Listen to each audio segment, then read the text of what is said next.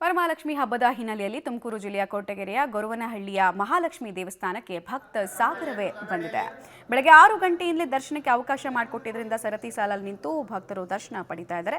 ಪ್ರಾತಃ ಕಾಲದಿಂದ ವರಮಹಾಲಕ್ಷ್ಮಿ ದೇವರಿಗೆ ಪಂಚಾಮೃತ ಅಭಿಷೇಕ, ಕುಂಕುಮಾರ್ಚನೆ ಸೇರಿ ಹಲವು ಪೂಜಾ ಕೈಂಕರ್ಯ ನಡೆದಿದೆ. ಜೊತೆಗೆ ಮಹಾಲಕ್ಷ್ಮಿ ಹೋಮವೂ ಕೂಡ ನಡೀತಾ ಇದೆ.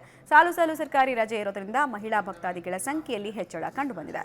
ಮಹಾಲಕ್ಷ್ಮಿ ದೇವಸ್ಥಾನದ ಆಡಳಿತ ಮಂಡಳಿ ಭಕ್ತಾದಿಗಳಿಗೆ ಸೂಕ್ತ ಸೌಲಭ್ಯವನ್ನು ಒದಗಿಸಿ ಕೊಟ್ಟಿದೆ.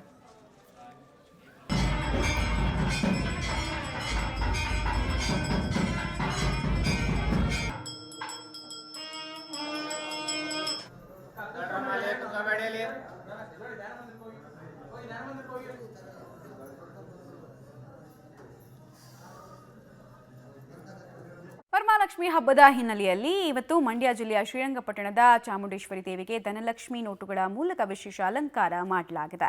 ಸುಮಾರು 3 ಲಕ್ಷ ಮೌಲ್ಯದ ನೋಟುಗಳಿಂದ ಅಲಂಕಾರವನ್ನು ಮಾಡಲಾಗಿದೆ. ಭಕ್ತರಿಂದ ಸಂಗ್ರಹ ಮಾಡಲಾಗಿರುವ 3 ಲಕ್ಷ ರೂಪಾಯಿ ಮೌಲ್ಯದ ವಿವಿಧ ಬಣ್ಣದ ನೋಟುಗಳಾಗಿದೆ. ಧನಲಕ್ಷ್ಮಿ ಅಲಂಕಾರದಲ್ಲಿದ್ದ ದೇವಿಯನ್ನ ಕಂಡು ಕಣ್ತುಂಬಿಕೊಂಡ ಭಕ್ತರು ವಿಶೇಷ ಪೂಜೆಯನ್ನ ಸಲ್ಲಿಸ್ತಾ ಇದ್ದಾರೆ.